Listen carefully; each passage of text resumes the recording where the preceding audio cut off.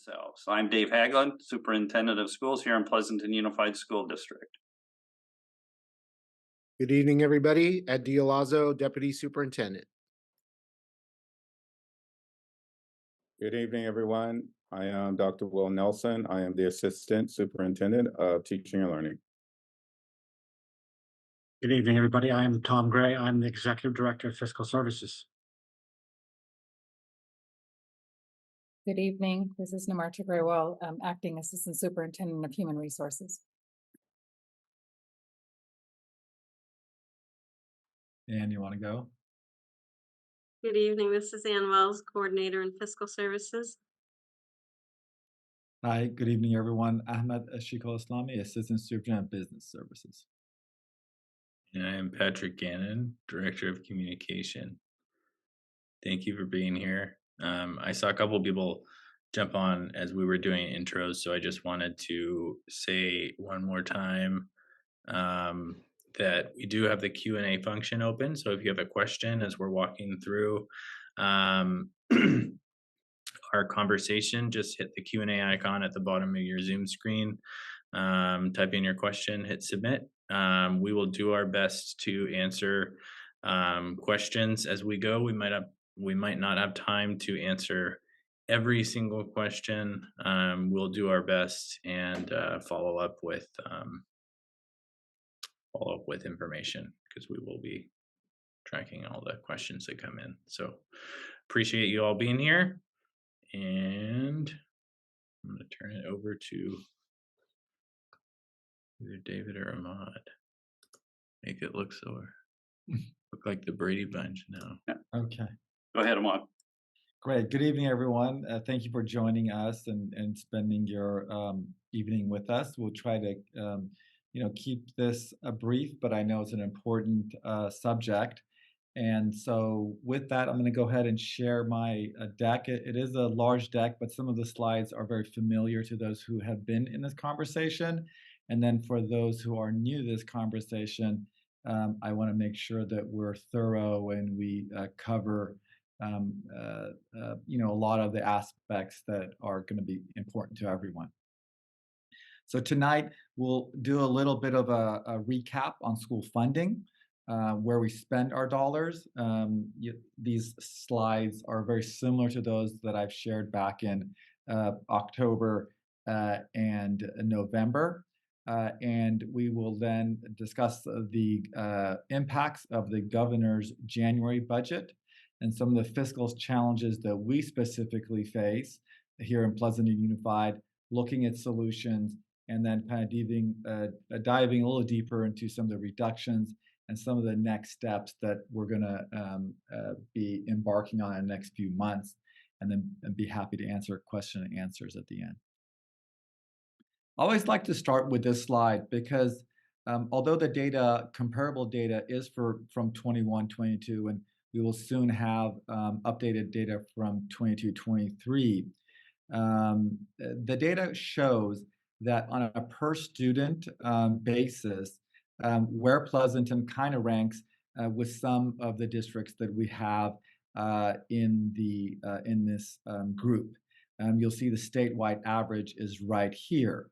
And the ability for the district to pay for its programs are directly derived from our revenues. And in the orange, you'll see the revenues we receive from the local control funding formula, which is our primary source of revenue. We'll do a definition dive on that, but that's our state funding. The blue is the total revenue, which includes the LCFF plus other revenues, which would include from federal, other state, and local revenues. And what you'll see is a pretty consistent funding in many of the districts for the local control funding formula, because those rates are the base rates are established. Now, some schools do receive additional supplemental and concentration. But what you see the difference is when you look at the total revenue, some school districts have a lot more. And that could be because they have a local partial tax, they have different type of donations or lease sites that are bringing in revenue from them. When you do see a school district with a higher local control funding average per student, that might be derived from either concentration supplemental grants they may receive, and also if they're a local community funded or basic aid where their local property tax exceeds the state's formula. But it's an important data point as we look at our ability to spend and have the programs is directly related to our revenue. The local control funding formula is a formula, it's an equity-based formula the state has that is a per average daily attendance. That's why attendance is very important, per student they have, and then there's other add-ons. If you have meet particular criteria, you receive those add-ons, and they also have some class size grade span adjustments and also for TK. But that makes the bulk of the local control funding formula. First, the local property taxes fills that level, and whatever the local property taxes are short, then the state basically completes it and makes sure that the district is whole. In addition to the LCFF, districts can have local funding and to supplement, and that can be in the form of partial taxes, revenue generating sources, and donations. And so that will also assist districts as well. This is kind of a breakdown, and this is from when we adopted the budget. These numbers do slightly change through the course of the year, but when we adopted the budget, we were for the current year about 166 million from this LCFF funding formula, and you can see the base grant makes up the majority of it. Then you have the grade span adjustment. We have the supplemental. This is typically the dollars we spent when we plan our LCAP, which is it goes with the LCFF. The LCAP is the planning to support the students that those dollars are derived from. And so we do receive about $5 million of supplemental grants. We do have some funding from transportation and TK as well. One note that I do want to make, this economic recovery target is a base amount that was allocated to PUSD when the state transitioned to this formula. That amount will remain fixed and is not increased by any cost of living adjustment. And so as the years go on, that kind of will remain at that level. This is showing over the years our revenue, and again, the orange is what the total is, the orange and green from the LCFF, the local property tax. The state then fills the rest of that formula, and then the blue represents other state, and that's mainly in special education, mandated block grant, and other grants that we receive. The purple there is local, and for us, that's PPIE and other donations that we received, and typically the school sites or others go through there. Federal government does have some level of funding related to special education, and then the lottery dollars are state dollars. We just wanted to kind of show that the lottery dollars are not that great, and so a lot of times we go, oh, there's a big jackpot, and the schools should be getting more. That's not necessarily true for year over year. The other concept I wanted to make sure in terms of the discussions is we have unrestricted and restricted revenues. Unrestricted revenues are mainly the dollars that come through LCFF, and we have the discretion of how to spend in order to ensure that we deliver our educational programs. Restricted dollars, either federal, state, or local source, and it could also donations and others grant specific, come to the district with strings attached. They can only be spent on those programs. Usually they have timelines, strict auditing requirements, and so forth. And so it's important to really understand distinguishing between both the restricted and the unrestricted. This graph here is from our unaudited actuals when we closed the books 22-23.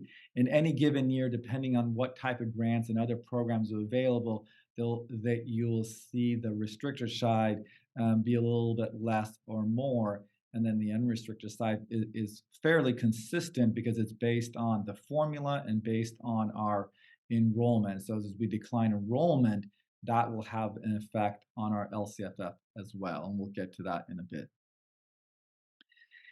Again, this is from the unaudited actuals to show that we spent quite a money on a variety of restricted programs that receive a contribution from the unrestricted revenues, and you can see that we have two programs that the district contributes to. One is special education, and the other one is in routine restricted maintenance. And so we have to fund our special education program to meet the requirements of the federal and state. And we also have to contribute 3% annually to the maintenance fund to ensure that our facilities are maintained properly. So again, it's a snapshot from 22-23 in terms of where those dollars are being spent. A couple other important notes is when you see a lot of our financial reports, you'll look at ending fund balance. And so that's when you look at all revenues less expenses, and that's what's in your ending fund balance. Now, the ending fund balance can contain both restricted and unrestricted dollars. And when we look at our reserves, we can only apply our unrestricted ending fund balance towards the reserve and not the restricted side, because again, those are very specific and have to be spent on specific programs. So when we look at that reserve, it's always the unrestricted dollars that we're counting. Kind of want to shift over in terms of the discussions. Where do we spend our dollars, right? And how do we prioritize that? And so the district, like all schools in the state of California that are public, have to meet the state ed code and CDE requirements, and that is first and foremost. We have federal requirements around special education specifically. And we have local requirements. We have contractual obligations. We have policies that are in place that also provide us the direction of where our dollars are spent. In addition, we have a lot of community priorities and priorities that the district has set, and we'll kind of do a little deeper dive on that to look at where those dollars are spent. So again, on the state side, it's making sure students are graduating, ADG requirements, adequate supervision, class size, making sure minutes are met, and we have Williams Act, facilities must be maintained, and so on and so forth. On the federal side, very heavy on the special education requirements, making sure that all our students with disabilities rights have been met, and we have compliance with the different title programs that we are receiving funding for. On the local side, we have our driven a lot by our collective bargaining agreements, the salaries, our class sizes, and staffing ratios for particular job categories. And then when you look at the educational enhancements, this is what makes Pleasanton school district unique, and every school district unique, is what do they provide that is important for the community, right? And these are historical and they ever evolving and changing based on the needs of the students and community. And so you can see, a lot of our secondary classes, a lot of our support at the elementary and middle schools around science and music and physical education. In the latter years, we've extensive professional development, PVA, and so on. And we've also valued counselors and technology support, social workers, and the list goes on and on. You can see a lot of these are particular to how we want to accomplish education at Pleasanton, and they are multi-funded. Again, some of them, got grants. Others maybe through the LCAP plan that we have targeted for. And so there's a blending of funding so we can accomplish these enhancements. Kind of want to shift now that we got some of our terminology and we kind of discussed that. I want to shift to the budget cycle because a lot of the next slides are going to be talking about the budget. We developed a budget in usually the spring, and it comes to the board in to be adopted in June. Typically, and unfortunately, the state budget isn't finalized until after our budget is approved, and that usually has to happen before July 1. So in this cycle that we're currently in, the budget was approved. The state then approved their budget. And then in the fall, we close our prior year books and report out on that. And that happens in September. And then in December is our first update of our current budget. And so that goes through the end of October, and we report out on it in December, and that was completed. And then we also provide the independent audit report to the board, and that was done at the last board meeting. And then in January, we get the first look at the governor's budget, and we've received that, and we're going to discuss it tonight and its impacts on our budget for 24-25, because we're now starting to work on next year's budget. In March, we report out on the second interim. That's through the end of January, all our expenditures to the end of January. And then we're then going into budget development mode in the coming months, because we have to get the next year's budget approved. So you can see that cycle always ongoing in terms of the work that the fiscal department's doing. Okay, and so now that we have that, where do we spend our funds? And so this is a snapshot of where we were at adopted budget. Kind of use that, during first interim and second interim, the dollars will shift and we have to make adjustments in the budget, and that's why we're doing those updates.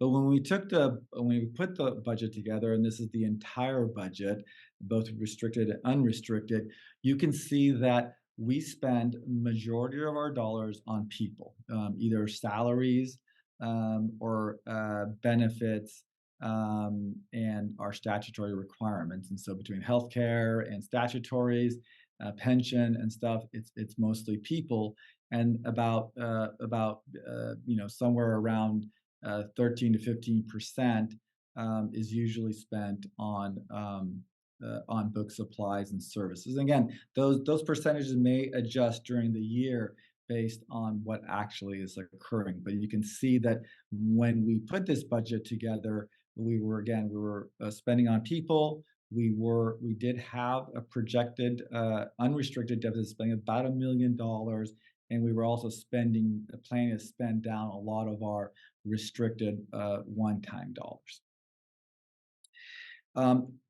When you look at the non-staffing, and this is a snapshot about November when we did the snapshot, about close to $15 million of expenditure in the non-staffing area. And to look at, particularly in the books and supplies, a lot of dollars going to materials and supplies. Those are the consumables used in every day to run a school. Again, books and materials, and you can see that breakdown for a district as large as ours. $3.3 million is probably is not a great amount of money in terms of how many students we have and all the materials that all the students are using. When we look at the service and operations, you can see that a lot of the costs here are fixed, in terms of insurance costs, water, sewer, gas, disposal, pest control and stuff. So a lot of fixed cost. And then you can see some all the others, software license. Those are again things that are related to students and other type of categories. But a lot of our cost in this area are fixed from year to year. And when we have gas rates and electricity rates go up and water rates go up and insurance rates go up that we've seen in the past few years, that has a direct impact on us. Shifting over to the state. So the state came out with their initial budget in January, and the governor usually unveils that, and that indicates where we're headed. One of the major issues is the state has been missing their revenue targets. And so the governor is projecting almost a $38 billion deficit for the 24-25, and it's a multi-year deficit of prior year, current year, and the following year. And the impact on education is about 14.3 billion on the education side. So that was big news that was unveiled. And then in addition, the cost of living adjustment was adjusted to a 0.76, and that was another major news. And the governor also then talked about how is he accomplishing his budget and trying to minimize impacts to the school side of the budget, Prop 98 budget, and that's through rainy day and other variety of plans that he has. On the good side is that there's no plans to make adjustments to the prior current year, even though there is a significant shortfall in those years, and that he plans not to make any programmatic changes on some of the major initiatives that we've seen in the past few years, such as the after-school programs, the Meals for All program that we've benefited, and others. And so that was good news that we received. However, he's doing that by using a host of one-time monies, and that some of it is coming from reductions in the facility side outside of the Prop 98. Some major concerns on the governor's budget is that it is not in alignment with the Legislative Analyst Office's assumptions.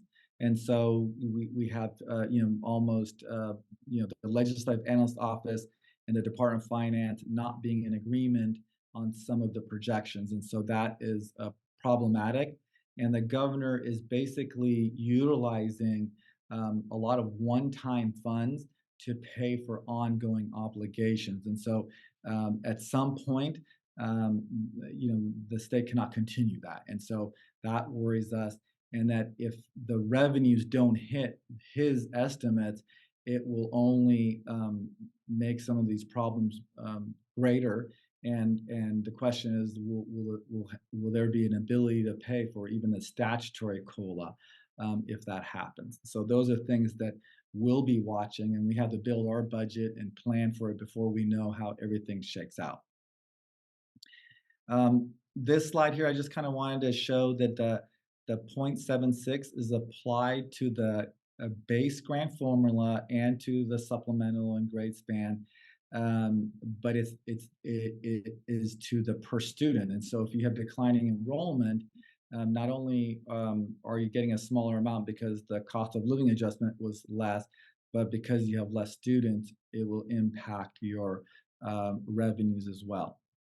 The COLA is also applied to other programs that we receive state funding outside of the LCFF. And finally, nothing is settled until the legislator approves and the governor signs, and that usually happens at the end of June. And so we'll have to be watching out for that and making sure we advocate for schools to be funded as best as the state can. In terms of our fiscal challenge and what all that means to us is that as a result of the reduction of the cost of living, our estimated revenues are going to be significantly lower in 24-25 than we anticipated. We are also facing declining enrollment, and although that is part of the revenue reduction losses that we've seen over the years, and we'll get into that a little bit more. So we received significant pandemic funds. Most of those funds have been utilized. This year, they will be fully depleted. So any kind of programs or individual programs or staff that were on those dollars that we bring back onto the general fund, that will impact us.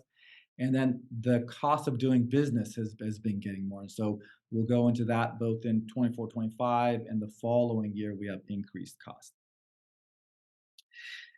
This slide I shared last week, but for those who didn't see it, they can see the impact of the reduction of the COLA on our budget. So the 23-24 is fixed. This is from our first interim. It's slightly adjusted from adopted budget. And then you can see that at adopted budget, we had planned for 24-25 that the COLA would be 3.94. And so even though we were declining enrollment, we still would see a slight increase in our revenues. But however, in first interim, we adjusted that down to 2%, not knowing exactly what the cost of living adjustment would be. And so you can see now we were going to have less money than our current year and significantly less than what we had projected adopted budget for 24-25. And then now with the January information that the state has provided, you can see a further erosion of the total revenues for 24-25. And so together, a total impact from adopted budget is about 4.76 million. There will be other impacts to the budget because the other programs will also be reduced in special education, the block grants, and other areas that receive that COLA. This is the same information graphically. It does have the 25-26 year in there. The blue is what we expected in adopted budget. The green is where we thought we'd be in first interim, and the red is currently based on the governor's budget. So you can see that's significant. And even in next year, although there's a slight increase, but there is a big drop from what we had anticipated. We've been talking about enrollment and how that impacts our funding. A couple of things shielded us the last several years in terms of our enrollment. One is there was a hold harmless during the COVID years, and then the state instituted a 3-year average. And so combined, those two created an inversion in that our enrollment was falling and lower, but our LCFF ADA funding was higher because of the hold harmless and the averaging. In 24-25, those hold harmless years will fall off and the averages will look more typical in that they're slightly less than actual enrollment. And so that will have kind of that compounding impact for our revenue side. The pandemic dollars, again, we expended most of them, but we did have about 860,000 that we are funding different programs and out of. There's about 8 FTE. There might be more individuals, but 8 full-time equivalent FTEs that they fund. And so some of those programs are required to come back onto the general fund because they are core to the work that we do. And so we have to account for that in our planning. When we look at that cost of doing business, so in 23-24, when we put the adopted budget, we had an expected cost of what things would be. Since then, we have increased our compensation package that is out there for our association, and that cost has to be factored in it. We have the regular step and column movement, health, welfare, pension, and so on. And other costs, we've seen increased costs in some areas and services and special education that we have to account for. Going into the following year, again, we're gonna have to account for the natural increases that occur in salaries and benefits, utilities, insurance that we just discussed, and special education. So that is also a constant in our planning that we have to consider. This graph kind of shows if we do nothing, if we don't make any adjustments or reductions, what would happen to our budget. The white are actuals, and this is for our unrestricted revenue and expenditures and contributions. So again, remember, we make a contribution into routine restricted maintenance and into special education. So when you combine those two with our total revenues, you can see that in the last several years, we've been doing some deficit spending, and some of it was planned. And then during the COVID year, we had additional revenues over expenditures. However, in the current year, when we first planned the year, we were planning about $1 million deficit. However, due to the increased planned expenditures and the compensation, our costs have increased, and so the total deficit has grown. And then again, if we do nothing, the revenues you can see are going down, but our expenditure will continue increasing, and the level of deficit spending, the district will have a negative balance. We will not be able to meet the minimum 3%. We will be negative, and we will not be able to meet payroll and function. So that is something we cannot allow to do, and that is the discussion: is how do we make the necessary reductions and adjustments to be able to make it through for 24-25. So the fiscal challenge for us for next year is to achieve about a $9.5 million reduction. And whatever dollars that we don't reduce on an ongoing basis, let's say, for example, we do a blended reduction that we find $5 million of ongoing reductions and $4 million are for one time, similar to the situation where the state is in, the following year, you're going to have to then address that $4 million that you utilize one-time dollars to bridge. And so that's something that we have to be aware of. And that's something we are kind of planning for, because to do it all in 1 year would be a significant impact. And we want to kind of buy time to be able to allow for some better planning. So the solutions: revenue enhancement, we'll talk about that a little bit.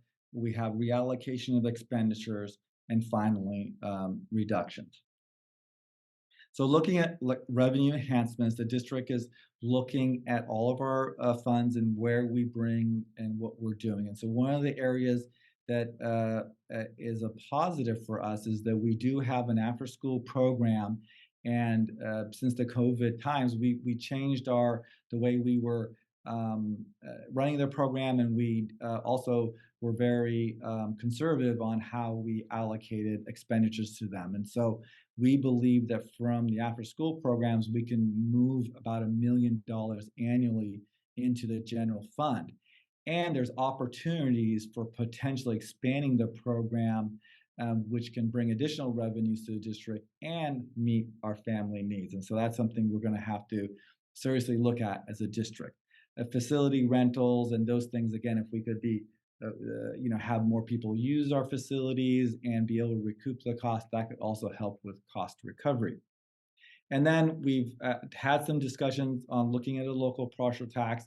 And last week, the board approved a contract to do a survey and see if is there support in the community. And so that's going to be a medium to long-term solution. It won't be an immediate solution for next year.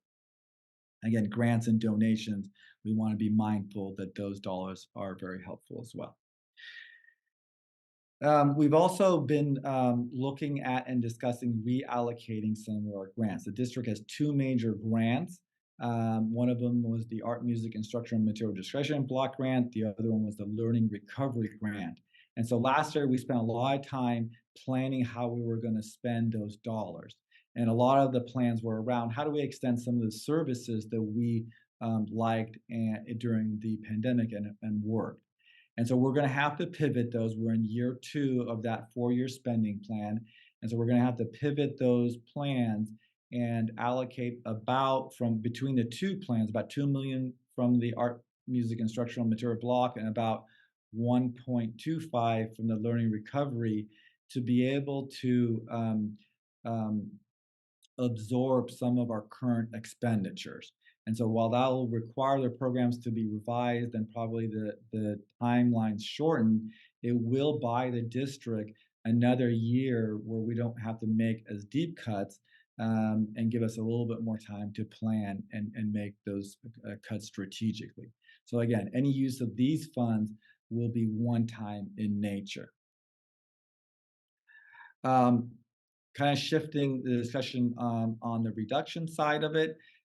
So one of the steps we've already taken is try to do cost saving measures this year. Whatever dollars we can save, wherever we don't have to spend, we'll either extend our reserves, our unrestricted reserves, or could extend the different restricted grants dollars to help the general fund. And so we've begun that work, and we are seeing some benefits from that. The other, which we're going to spend a little bit more time talking about, is what are the reductions that we can immediately plan out now for 24-25 and implement. And then the third one, which is the more longer term, and then this is where we can get input from community members, from our staff, from our teachers, and our classified and others in management, is the superintendent's budget committee that will look at those things. And so I know there's been a lot of interest in the community is when are we going to be able to engage in that, and that will be the work that we need to do in the coming year. And another thing you're going to hear a lot about is that right sizing. And a lot of the reductions and proposed changes have a lot to do with right sizing. Right sizing means aligning our classroom staffing, aligning our support staff, and aligning management with our enrollment. And it will include tightening up of our classes. I think the last few years, we have been one of the districts that have avoided combo classes. We've avoided, we've been, able to provide a lot of courses that sometimes maybe enrollment's a little bit low in. And so now we're no longer going to have that. We can't afford that anymore. And so we have to start to be much more thoughtful about those allocations and about how we go our class sizes. And same thing goes with our support staff, and same thing goes for management. Again, we have to look at that, and we're going to make recommendations to make some adjustments and corrections in that area. And as programs end, we can no longer, those programs are needed, we'll have to end those programs as well. These are high-level summary, and we reviewed these with the board last week, and we have received feedback, and we're refining these. Again, these are large categories of reductions, and we're looking at consolidation of management reductions, district-wide, and these can be at the district or site level in terms of their what we're looking at. We are also looking at potentially reducing the compensation to management to not to exceed 5%, which is less than the compensation that we currently have proposed to APT. So that's an area we're looking at. Again, the discussions about right sizing site and departmental support, right sizing some of those classrooms as enrollment goes down. And you'll see that some of these have quite a variation because we're still, trying to figure out what enrollment is going to be next year. And so if enrollment is less, the right sizing will be more. If enrollment picks up, we will have to provide the staffing required for those classes. And we still don't know some of that. We still don't know our TK numbers. We still don't know our kindergarten numbers. In the secondary, we have a better feel of the numbers because they are a little bit more steady, but the district does pick up students even between spring and summer. And so we'll have to monitor that. But we know that there's room that we can right-size those areas, and we're planning for that. Same thing with district-wide programs and supports. Some of those dollars are in those one-time programs that we've been doing, and so saving those dollars there will allow greater flexibility for those dollars. And again, so we're looking at that district-wide as well. We are looking at kind of that book supplies, materials area, doing some across-the-board reductions for sites and departments.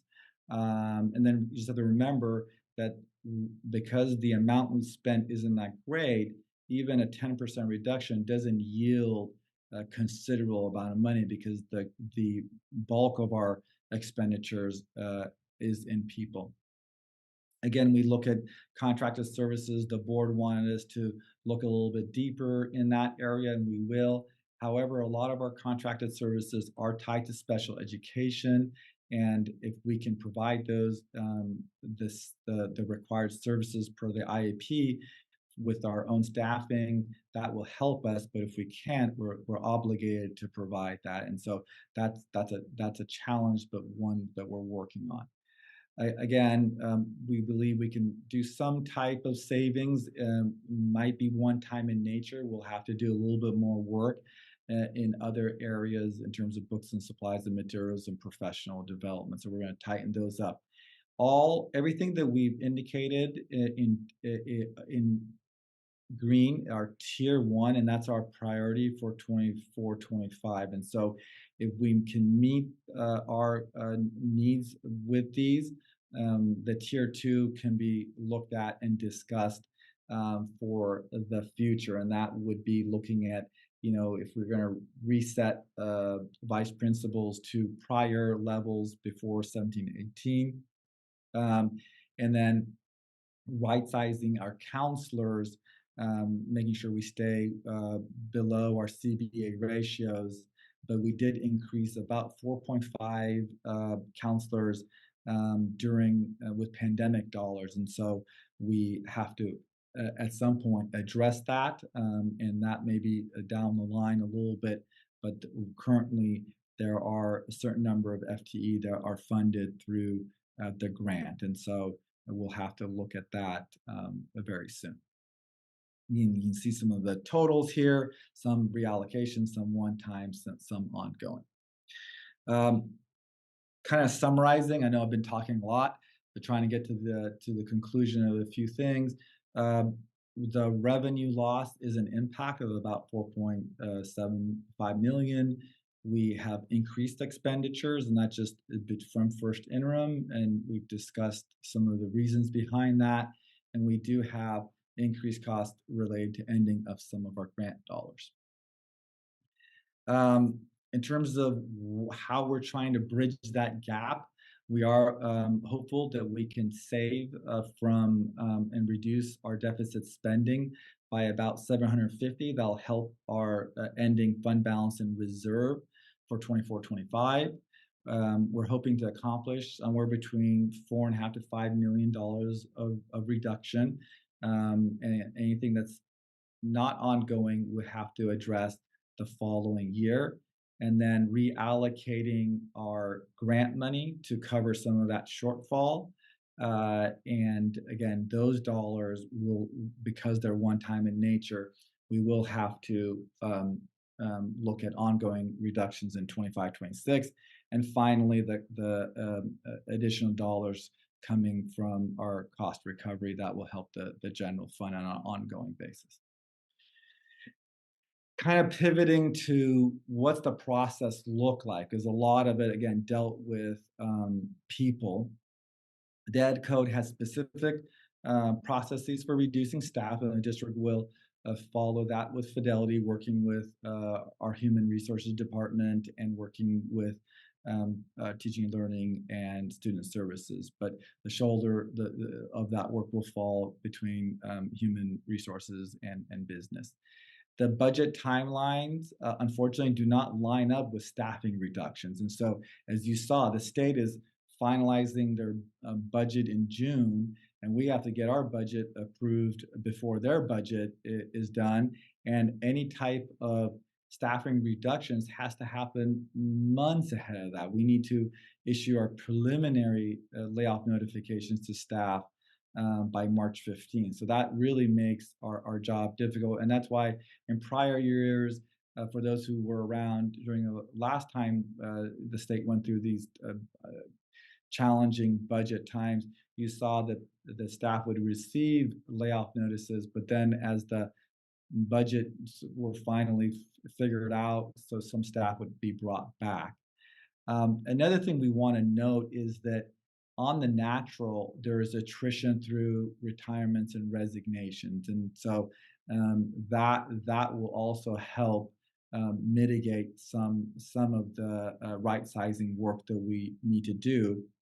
And certain staff members are on temporary contracts that don't require the same formal layoff process. You know, we let those contracts kind of let them know that their temporary contracts will not be renewed. Now, as needed, they'll be brought, but that will kind of not require that heavy layoff notice process that permanent employees are required to go through. This here is a timeline. We're right here. We're just ended February, so the district will be taking a resolution to the board, hopefully at the February 22nd.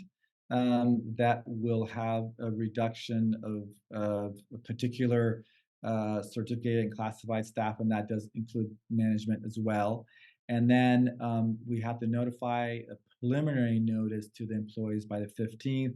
They have certain rights that to be considered by administrative law for a recommendation to the board. That those judgments will then go to the board, and then the board finalizes their decision, and the district then has to do a final notice to the employees before May 15th. And so that's kind of a high level. There's a lot of detail behind this, but that's on a high level, the process. And my final slide is about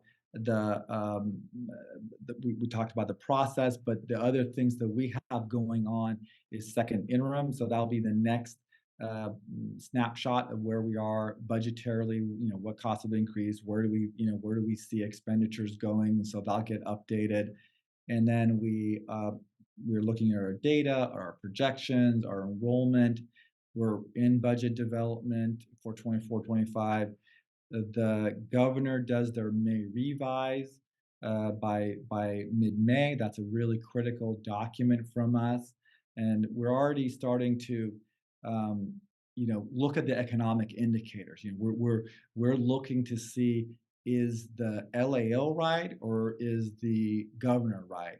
And so, you know, the first month we looked at was January. It looked like the LAO was more accurate than the governor. So we'll look at those trends to kind of hopefully be ahead of the May revise in anticipation of which way these things are going.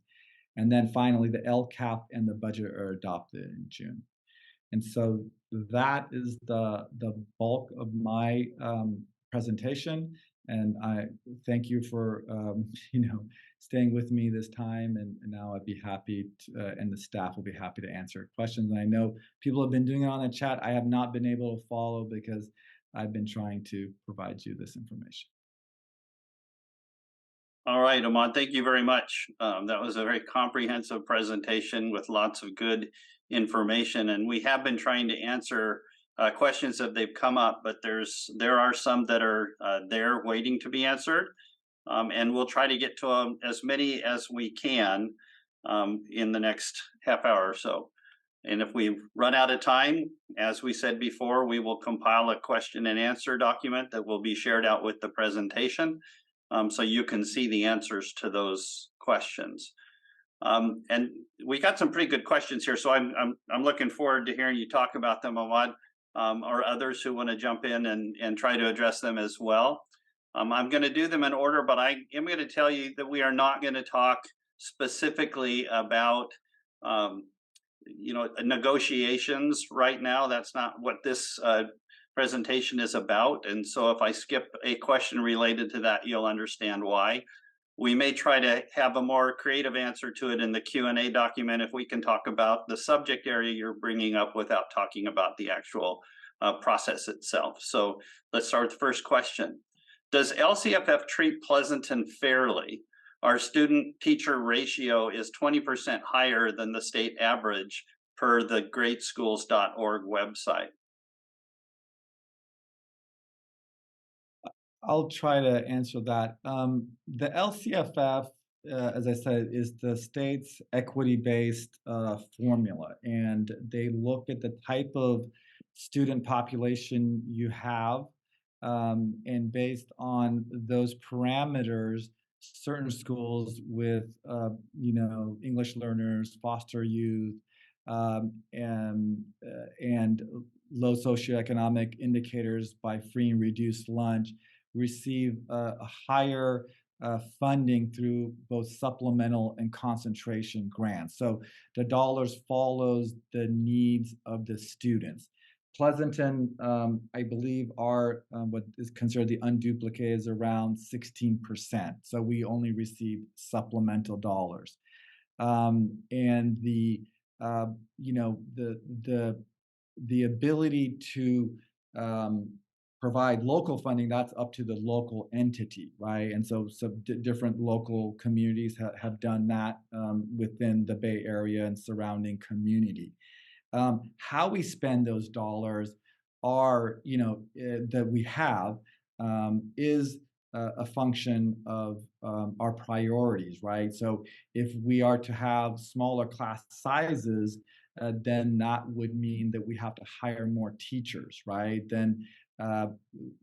And so we'd have to either have salaries would be less, or a variety of programs that make the educational program rich, like having specialists and having other support services might be less. And so each local community does that differently, and you can already see that variety within Alameda County. So I hope that answers that question.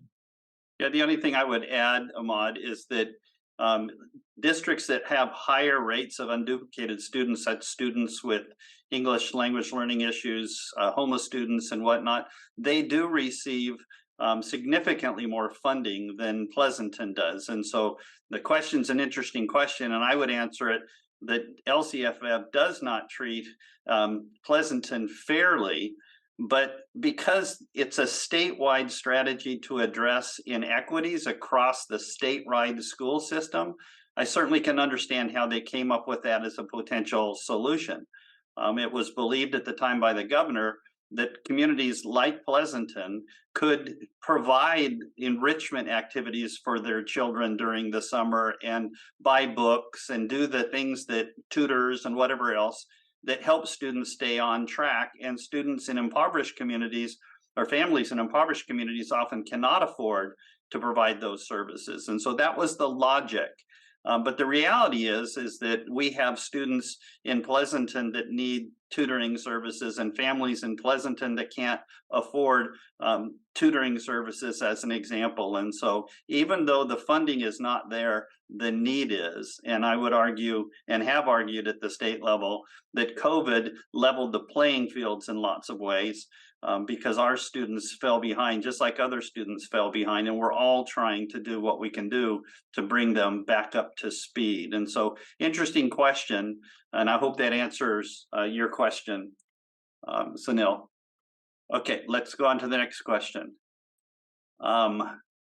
What has caused the shortfall in funding, and where is the money going?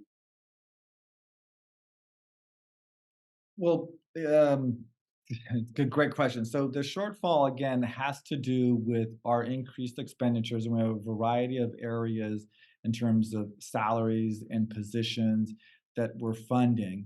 And the revenues have really been impacted by the state. As you can see in this year, we're showing the revenues adjustment with COLA, and how our revenues is going to shrink because of the cost of living adjustment by the state that was projected just a few months ago to be 4%.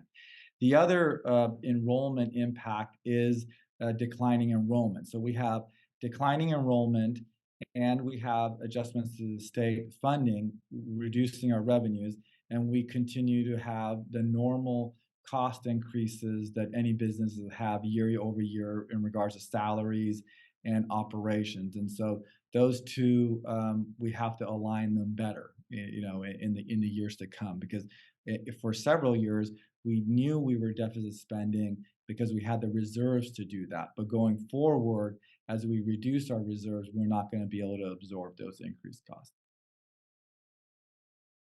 And the school funding in California is directly from the state tax revenues. And so as the tax revenues went into the deficit this year of, what was it, $64 billion total, that produced a deficit all the way down the chain. And school districts are 48% of the state budget. So when their dollars decreased, that hit school districts directly.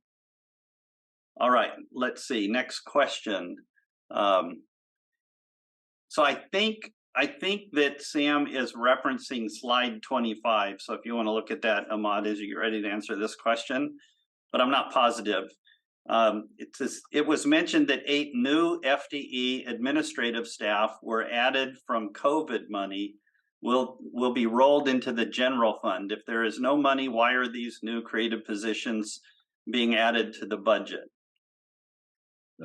Yeah, great question. So I'm going to correct that. The 8 staff is not administrative or management staff. Those are a wide variety of positions, and some of it was dictated by the state. And so when we received those COVID dollars, the state required us, for example, to increase our paraeducator times. And that was seen as an important area where with learning and recovery and student needs to increase it. So we had to increase it there. So the number of people is higher than the actual 8 employees. There's a lot of employees that saw that increased hours, but it rolls up to about five employees in that category. Then there were other areas where the district had particular needs, especially in nursing and assistance to help with the COVID. Some of those needs are going to continue on an ongoing basis. And so those are, we're going to have to continue just because we have ratios of nursing that we have to meet district-wide. And then some of the other positions will no longer be needed. And so those will not be brought back. And I believe that there is a few that just the nature of our work has changed. And so some of the work that we did with the COVID dollars was also to offset some particular needs and then to also help the general fund. So that's why some of them will have to come back. All right, next question. Is there a plan to increase property taxes to reduce shortfall? There is no immediate plan. However, the district has initiated a process which through a survey to see where the community is in its support of a parcel tax. And parcel taxes are usually flat per parcel. Sometimes you can do it by square footage of the property or that methodology. And all partial taxes allow for seniors and those with disability with exemptions. So the district at this point has made no decision, but we are looking at a survey to see where the community is. And there are 2 different types of partial tax. One is initiated by the school district.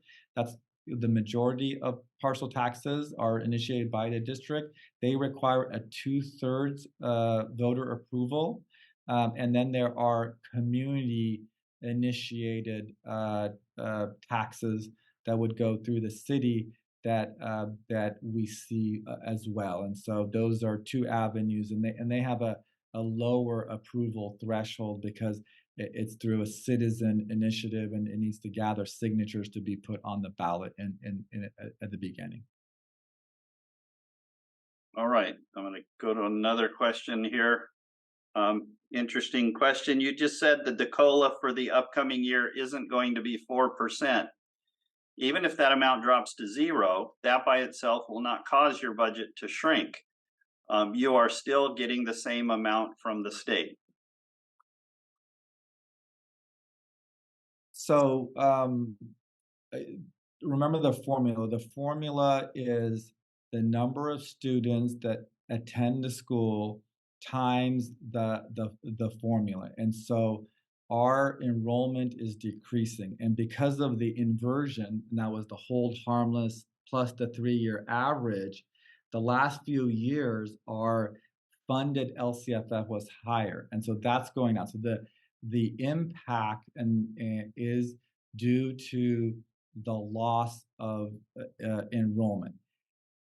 When we build our budgets over a multi-year plan.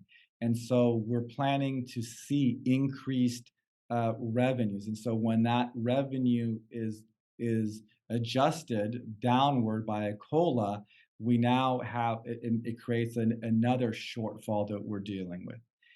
And our expenditures on the natural are increasing. Just our step and column, which is the movement in the salary schedule, cost the district about 1.75% a year. And then you can see that other costs such as utilities and all of those may be going up somewhere between 3 to 5%. So our expenditures are increasing. And then if the adjustment in our revenues is not keeping up with that, then that widens that deficit that we're facing. Okay. When will you know if the budget cuts and layoffs will impact any particular student program?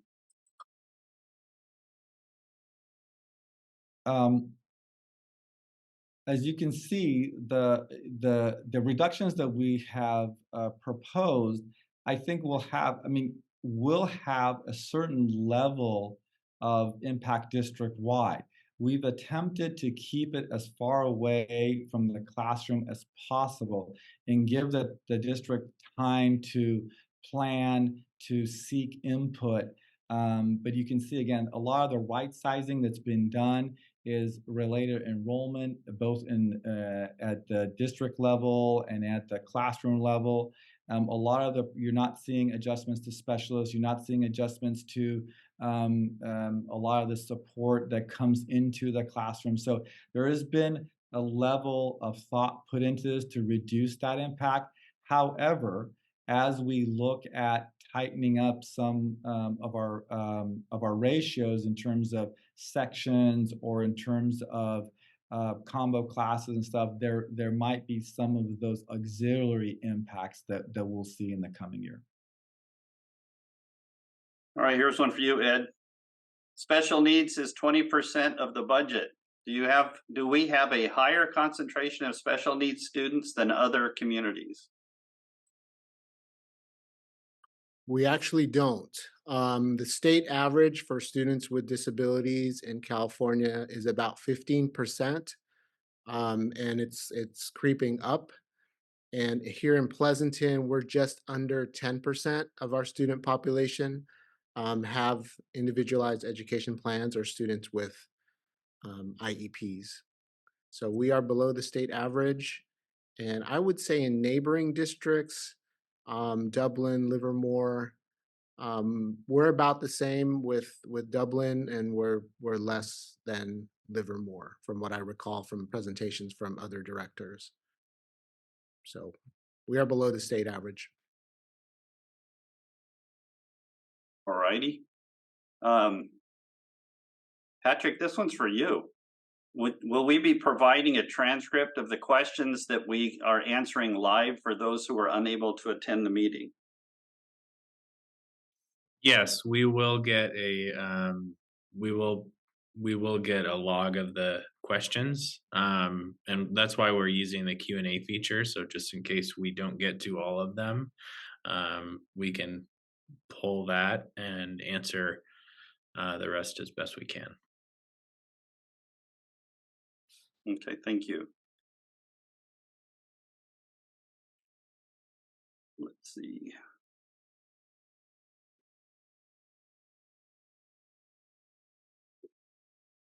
So would the reallocation of grant funds from the art, music, and instructional materials program mean program cuts for those courses, i.e. art classes? Will they get cut? Good question. So these grants were additional dollars that specified art and music, instructional material, and discretionary. So it was a broad grant that had many. It was trying to kind of support districts in a lot of ways. And so when we initially put the plan together, we looked strategically to do supplemental type support. So that would be, if we could, replace, kilns that might be older, or purchase musical instruments, and to support after school sports through funding the coaches. So a lot of the expenditures that were planned were one time in nature and would not affect those ongoing. And so I would say no to that for this particular year. There was a lot of professional development, a lot of those type of expenditures built in that. So some of those type of programs and things that will be impacted, but not the arts.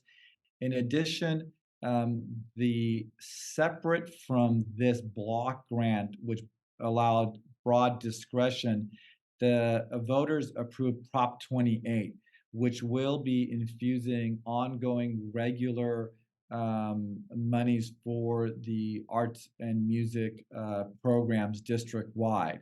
And those allocations are by school and require a school program and approval at the site level. And so I think that the arts and the music will actually, in the future, because those are restricted dollars, dollars are meant only for those programs. As those plans are put together and move forward, I think the arts and music will see some consistent revenue streams at all school levels, and they're funded by, again, average daily attendance. There's a formula that I think will be helpful in the long run for those programs, and they are protected as they are restricted dollars. All right, thank you. Here's a fun question anybody can answer. We came to PUSD from a larger school district. Since these cuts affect all districts in California, has there been proposals of perhaps merging with Dublin and Livermore to form a larger Tri-Valley Unified to help save money? Let's take that one. Okay, I will. So, no, there have not been any conversations, at least up until this point, to do that. Merging of districts is an incredibly difficult thing to do at good times. And even during hard times, it's even more difficult because people are each fighting for their own particular priorities. And so I don't anticipate that's a strategy, although it sure sounds like it would be a good one. The more of us that are working together, the easier the lift might be. So no, I don't think that's in the cards. There's a couple of questions that we will answer in the Q&A regarding the process for notification of staff relating to any reductions that come out of the board meeting on the next board meeting, or whenever that board meeting is coming up next month, sorry. But I wanted to refer everybody back to those people that are interested in that, back to slide 39, which kind of outlays the process for notification. So you can see kind of the timelines of when that occurs. And so those dates are there, but I don't want to go into details until the board has had the opportunity to consider the reduction in force and act, and then we will communicate directly with those employees at that time. So another question, is there a difference in compensation increases between school district employees and school employees? Can you say that again, David? Is there a difference in compensation increases between school district employees and school employees? People in the district office versus people at the school sites? So our employees are on a salary. There's a schedule. So we have different categorizations. For example, let's look at if we have a teacher in the district office, usually that would be a teacher on special assignment. And then we have teachers in the classroom. And so they have a similar they're on a similar salary schedule. And same thing with our classified employees. So we'll have different type of administrative staff members on the classified schedule in the district office, and we'll have them in the site. And so it just depends on the placement of those individuals. And it's similar with management. And so it's really dictated by the salary schedule and the job type and where you're placed on the schedule rather than the location that you work at.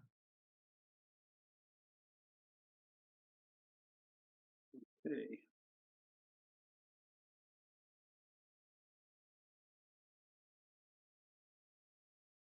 So Ed, maybe you know the answer to this one.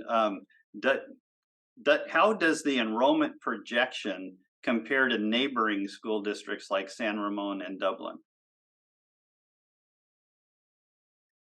Actually, I don't know that one because I've not read their demographers reports. But I can say, just generally speaking, for many districts in California, enrollment is declining in many districts. I don't know the specifics of our immediate neighbors here in the Tri-Valley. Ahmad, I don't know if you've looked at some data in the Tri-Valley, but like I said, it's declining enrollment in most districts in California. Yeah, I'll be able to help on that. Dublin, which has seen significant growth with new housing, a lot of like family type, large, mid-sized to large homes that we've seen go up in the last decade, saw significant growth, but our growth is now flattening. And so, and that is some data point that we know. I believe San Ramon has and is declining enrollment, and they're a little bit more. Their housing growth occurred a while back, and in the Bay Area, and I think in particular, what foreshadows we can see is in the Silicon Valley, which is the core of the most expensive real estate in our area.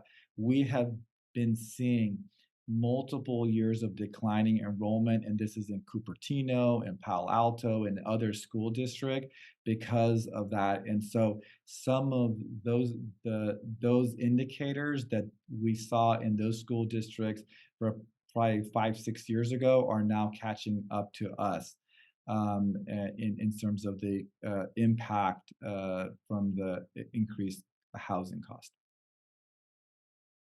Right, there's a question about the process for reducing staff, and I think really it doesn't matter if it's classified or certificated, but the role that seniority lists play in that process. Now, Marta, do you want to take that one?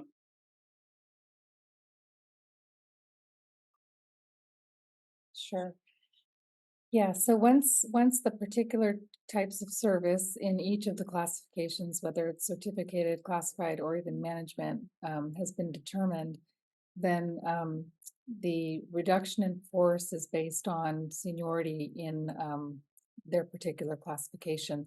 For certificated, it's a straight list, a seniority list.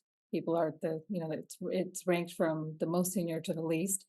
On the classified side, people's service and prior job classifications is also taken into account. It's a little bit more complex. It's a process called bumping. So if someone is reduced, their particular position is reduced, you have to look and see what other positions they might have held prior, and they may have seniority in those positions, and then they might bump somebody else out. So it's a bit of a puzzle. Fortunately, we're trying our best to keep the reductions as low as possible so that the least number of people are impacted. But that's about as much as I can say at this time. All right, thank you, Namarta. On page 34, Ahmad, what's the difference between right sizing, number 3, right sizing of site and departmental support staff of 4 FTE, and number 6, right sizing of district-wide programs and supports, a total of 8 FTE? So the right sizing of site and department, so those are staff members mostly that are supporting the programs. And, in most cases, those staff are in our classified rank and that are supporting either the site or the department as support staff. In the program wide, those are larger, programs the district has district wide that we're making some right sizing adjustments. So an example of a district wide program is the Pleasanton Virtual Academy, and so there are, that program serves a lot of students from from basically first grade all the way to 12th grade. And so that would be a program that would see some right sizing efforts. And there are other type of programs, this is one example, that are programs that are at the district level supporting a wide variety, while the support staff is what that is, the staff that are supporting a particular department or site. All right, thank you for that. Let's see, got a minute or a few minutes left. How much of the decline in enrollment can be attributed to students moving out of the public school system to private or homeschooling versus a decrease in school-age kids in the community overall? I could take that one.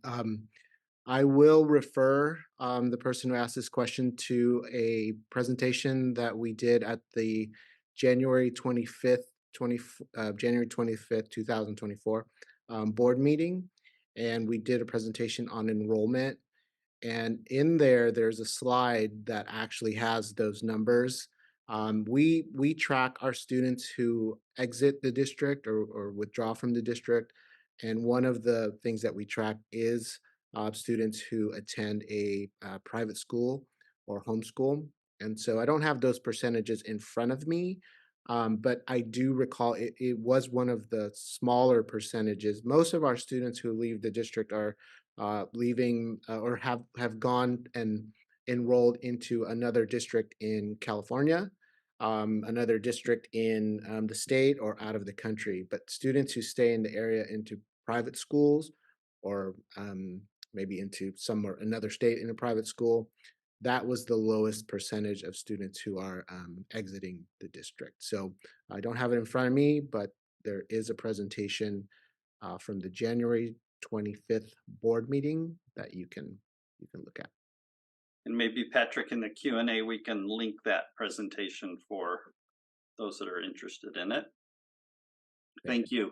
Would it be possible to ask parents to give a special donation to help cover at least some of the deficits being discussed here for the 24-25 school year? I think it is a $4 million deficit in a district of about 14,000 students.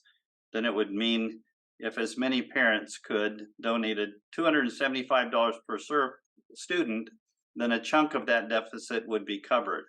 Not every parent would be able to contribute, but perhaps those that could would be able to reduce the cuts you're talking about at least a little.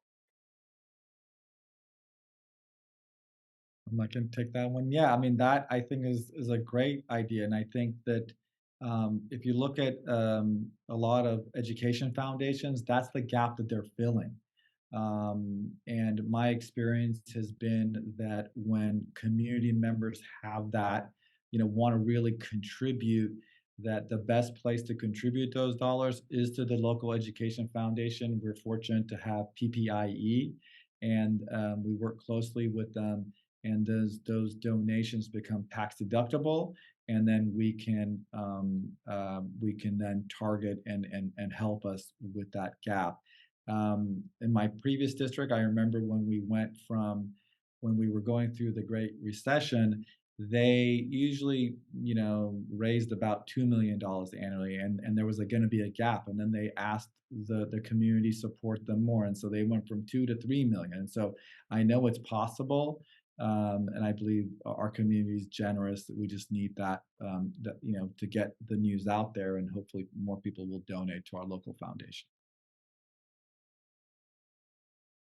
And that all sounds really similar to the concept of a parcel tax, which is where the whole community, people who own property in the community, make a donation towards specific programs that have been identified by the voters as priority programs. And they often will help fund things like class size reduction, or increased access to counselor supports, or sometimes even teacher salaries. And so communities make different decisions about how they structure their parcel taxes, but there will be a survey that will be coming out soon that will be asking about the tolerance level of the community to support an additional tax per parcel, to ensure that some of these valuable or valued programs in our local schools can continue.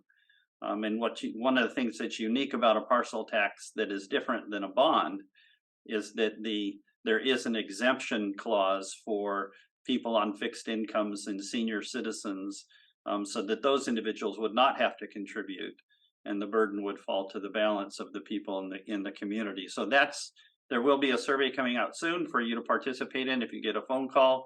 But that's besides what Ahmad mentioned in terms of donations via PPIE, that's another way that communities can rally around their schools when they desire to do that.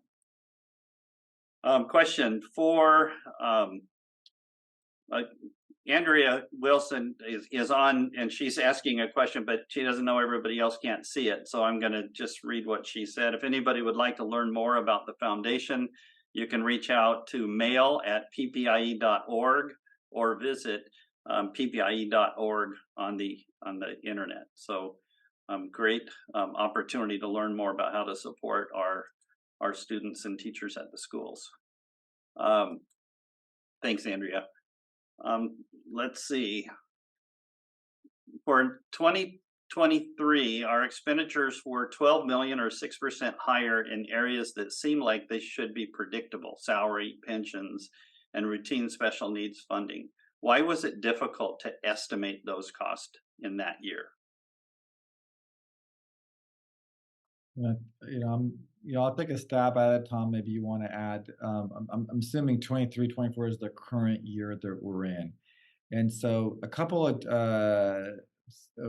one of the challenges, particularly this year, and this is related to some of the areas in special education, is, we attempt to do as much we can with our own staff and hire the best that are out there to be able to do the services that we need to provide.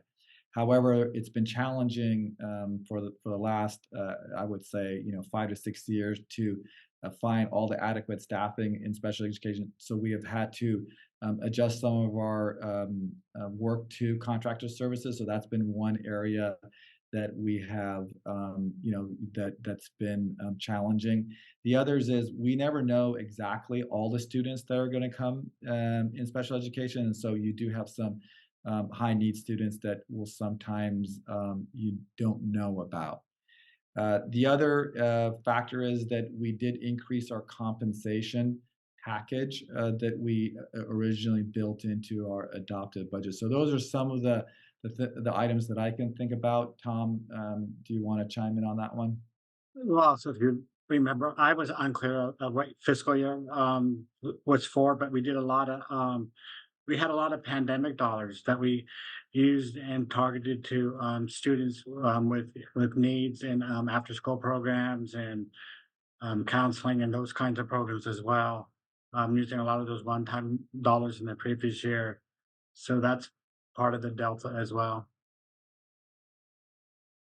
All right, thank you, everybody. We are at 7 o'clock, and so any remaining questions we'll answer as a part of the Q&A. Thank you, everybody, for coming and for sharing your questions with us. I hope that this has been helpful for you, and we will look for other opportunities, including at board meetings, to continue this conversation. So have a great night, everyone.